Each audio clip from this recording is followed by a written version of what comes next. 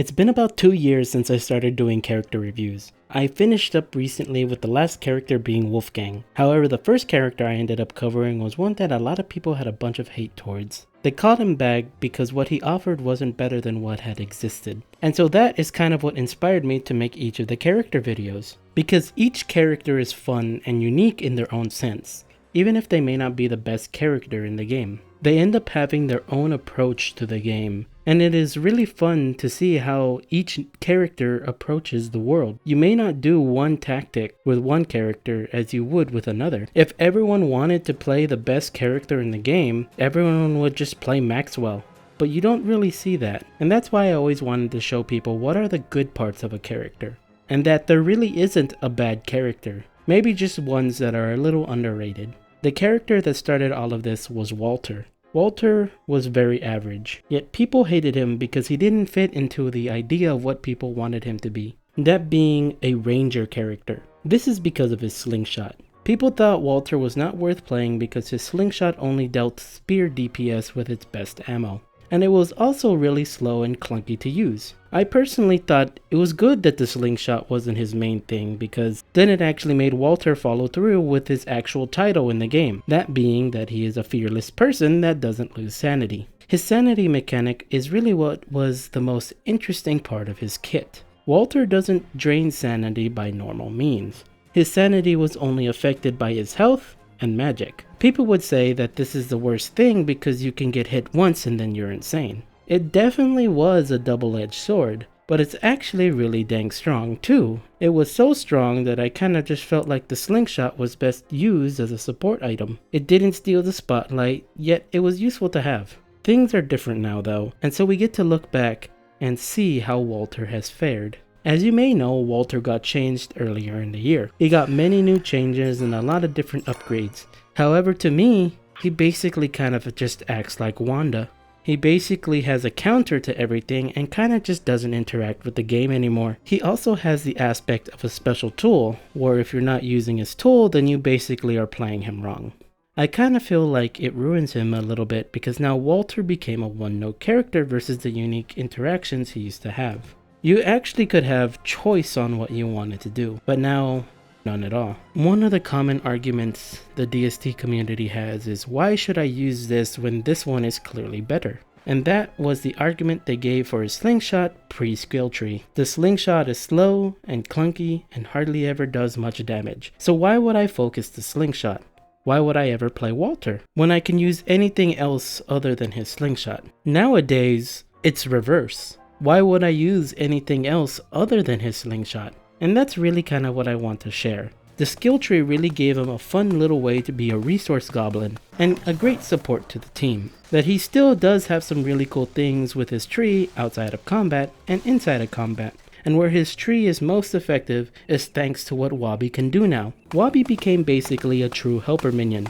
It's fun to see Woby run around and do a bunch of things for you. The general Woby perks make her able to collect items, help you forage, and even just store items for you. Woby really makes Walter be a great general survivor. Woby's forage perk is definitely the first underrated perk of Woby. You kinda don't think that getting double harvests from any forageables would be noticeable, but once you start playing with it, and you're getting double mushrooms, double berries, and double cactus, it's actually quite insane. The things that you can get from this perk just really makes foraging feel nice and even potentially viable. This perk even works for some of the later game trees that are already hard to amass and produce. I really wish that this perk would work on grass and twigs though, because then that would just make Walter so much stronger in the early game. Alas, it doesn't. However, Walter's other perks makes up for it. Woby's other perk is retrieval. This allows Woby to pick up items. It says here that she'll pick up anything that a lazy forager can pick up, which usually negates equipment. However, it feels like there are items that she is supposed to be able to pick up, but just doesn't, which makes absolutely no sense. The only problem with this perk is that Woby picks up nearly everything, so much so that her inventory might get cluttered by things you don't really need. I hear this is why people hate this perk. Good thing is though that you could actually turn it off when you don't need Woby collecting things. I think it's a really cool perk because anything that increases how fast you can pick up items is always going to be great, since there is no way for the player to speed that up other than having a forager. This perk saves you time on things that you would normally waste time on. Maybe you're chopping some trees or just digging and preparing plants for your base, and you can focus on just doing that task while Woby will just automatically collect the items for you. Or you can have the roles reversed. You can set Woby to chop trees or mine rocks, and you can clean it up after her. Her horns are pretty nice early on, providing a little bit of extra help here and there. To some, it may not be worth it, but I think it's really fun. Woby's Pep Pup skill, though, is totally worth it, because not only does it reduce her drain rate by 20%, but it also gives her a +1 speed. You can also spend points to give her a sprint function, and also a dash. Her sprint happens when you run for a little bit in one direction, and her dash is when you double tap a direction and she will dash to start. The dash really helps her with her affinities. The lunar side is pretty great for fast reversal, as dashing and sprinting with her will get her to move at 14 speed, which isn't the fastest in the game, but having that right as you start gives you some really great map coverage. However, it's not really a good choice for combat because of its slower activation. I think the shadow side is definitely much more useful than the lunar side of Woby, as well as have some combat utility in some of the main fights. And the final Woby perk is Woby here, Woby there. This is technically under the camper tree, but it deals with Woby and her wheels, so I'm talking about it here. People seem to hate this perk.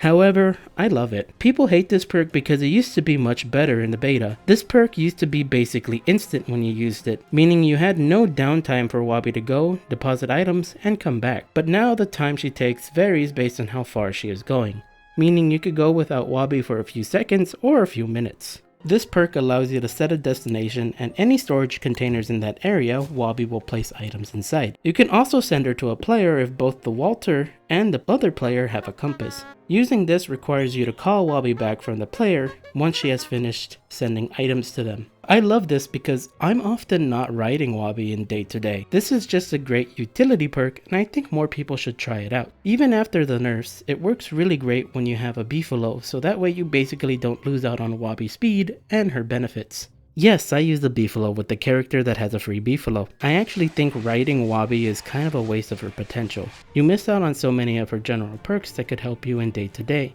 in order to be able to ride her. I know Woby is faster than a Beefalo depending on her perks and her hunger, but I just find having a Beefalo more convenient, letting Woby go and do Woby things. One thing that is important for Walter is to keep Woby big even if you're not riding her. Being big allows her to do actions much faster than she can while small, saving you a lot more time in the long run while using her. I definitely still suggest going hybrid with Beefalo and Woby because you can actually get the best out of both worlds, and you don't need to worry about sacrificing Woby to transfer items. And you also have a little bit more safety while using the Beefalo in certain combat situations versus what you would have with Woby. I kind of wish that you are able to hop between Beefalos and Woby though, instead of having to do the whole dismount animation. It would definitely be a nice quality of life for Walter. The type of Beefalo you should have is definitely a rider when playing as Walter. Originally I would have gone with Ornery, however now with how much the Slingshot has been buffed, you don't really need the damage from Ornery, and a rider will give you basically the same speed as Woby without you needing to spend points for Lunar Sprint or Dash, giving you 3 free points to hold on to. Now we finally get to the Walter perks. These are his camping perks and his Slingshot. His camper perks give him a bunch of general quality of life bonuses that help both him, others, and Woby. Twine Twirler gives you a discount on rope, making them cheaper to make as well as faster crafting. It allows you to craft rope before you get a science machine. You can't really do much with it, but it's good for setting up racks. His Pioneer Hat upgrade increases the summer insulation from 60 to 120, and the wetness protection from 20 to 35. It also reduces the amount of sanity you lose from taking damage from 50% to 75%, basically meaning while wearing this you can actually take some hits and maybe even die before sanity becomes a problem. Next is his Field Medic skill, which allows him to craft a butterfly poultice. These items heal for 24 HP on base and will heal 36 HP with the skill. They also provide 10 sanity. The skill also makes Walter heal 50% faster and 50% more efficiently from any standard healing items, making healing items outside of food a little better. Honey Poultice will heal 45 HP with this skill, which is actually pretty good, and even just glands in general heal you for 12 HP, making it possible to get a lot of healing with this skill. This affects all healing that Walter does, even onto other players. The portable campfire allows Walter to make a campfire that's portable. Go figure. This also buffs the sanity gained from his campfire stories from 25 a minute to 40 a minute. Next are the camper perks that interact with Woby. One allows Walter to make Woby snacks out of dried monster meat. You get 2 snacks per monster meat, and each snack fed to Woby will give around 28 hunger, turning 1 monster meat into a full Woby. You can also eat the snacks yourselves for 10 hunger and a bit of sanity and health loss. And the Woby rack is just a drying rack on top of Woby. It has 3 slots and it won't start drying until Woby is big. It's good to help you start building up Woby snacks before the player has any drying racks. And now, finally, the thing that a lot of people tend to play Walter for now. The thing that makes himself stronger and also kind of makes him boring. His Slingshot upgrades. You know, I do kind of like the Slingshot. I like the customization. It feels really good when you get the upgrades and power it up. The frames give you extra ammo and certain ones give you unique effects. The bony frame lets you have extra ammo slot, which refills the main ammo when depleted. Thulosite frame gives you a charged attack that allows you to buff magic ammo, giving them an AoE effect. This one is pretty strong on certain ammo types. The scrappy frame gives you a sniper shot that deals double the damage and has greater range. And then the scrappiest frame just makes it so that you basically have infinite ammo storage on one slingshot. The bands increase the range and projectile speed, making it easier to hit things. And you can convert one of the bands into a possessed band that will give you 30% ammo efficiency. The grips though are probably the most unique since each one gives you variable attacks. The silk grip will ramp up your attack speed over time. The glamour grip gives you a slightly faster attack speed on each attack but doesn't ramp up. The jelly grip increases your attack speed even more, and the void grip is like a buffed silk grip, making you attack faster over time. A lot of these are good on their own means, so I would suggest you mix and match on whatever you like to use. The most consistent I feel is the jelly grip, and even the glamour grip is really good until you get the jelly grip. But if you really want to be kind of more of a support in multiplayer, the void grip ends up being better since you attack faster and have more DPS.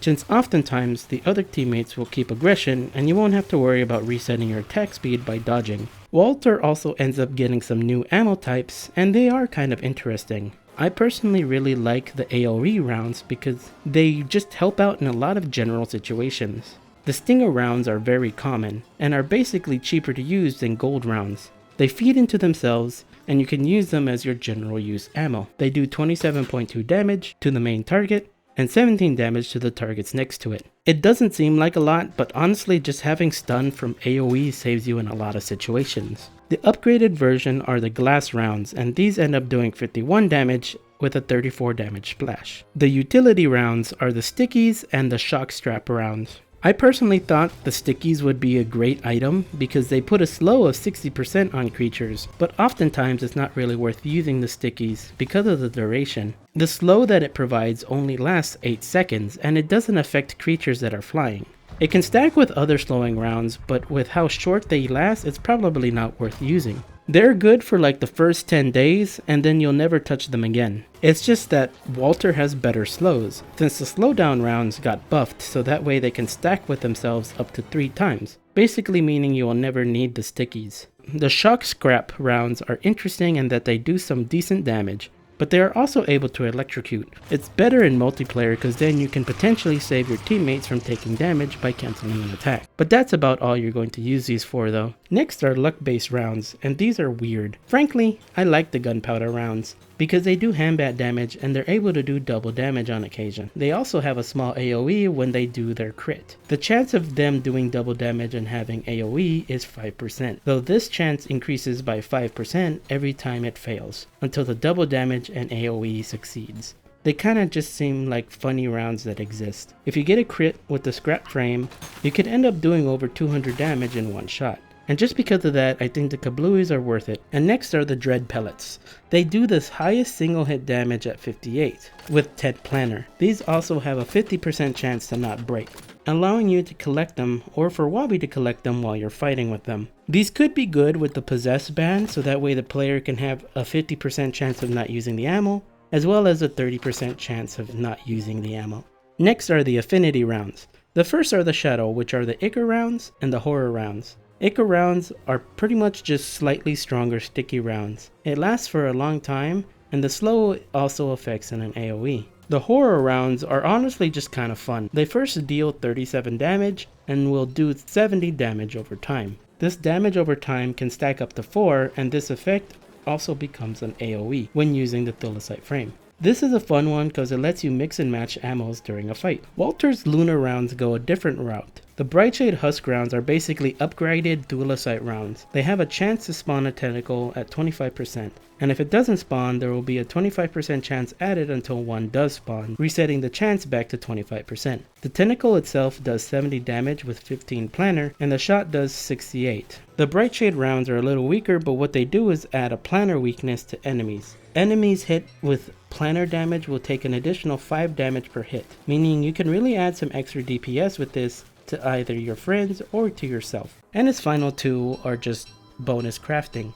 You get extra ammo from 20 to 30, as well as an ammo pack, which can be good early game to store a lot of ammo. I instead just prefer keeping the craft materials on me because that allows you to make way more than a pouch could ever store. This skill tree has really changed up a lot of Walter. Back in the day, I personally kind of liked Walter as a hybrid where you can fight with melee and use the Slingshot for support. But if you try to do that now, it kind of just feels inefficient. If you ever go into the Slingshot, you really kind of have to dedicate yourself to it because why would you use anything else when you have range that can just do safe damage? Walter is in a really weird spot after his tree. However, there is still fun things to do. Walter still is definitely the fearless scout he was before. He just now has a gun. That's it for Walter. This has been kind of a long time coming, and if you guys were here since I first released the original Walter video, I thank you for watching and seeing everything unfold. I hope to continue to make stuff for y'all. Make sure to like, comment, and subscribe, and until next time, this has been Tara, and take care.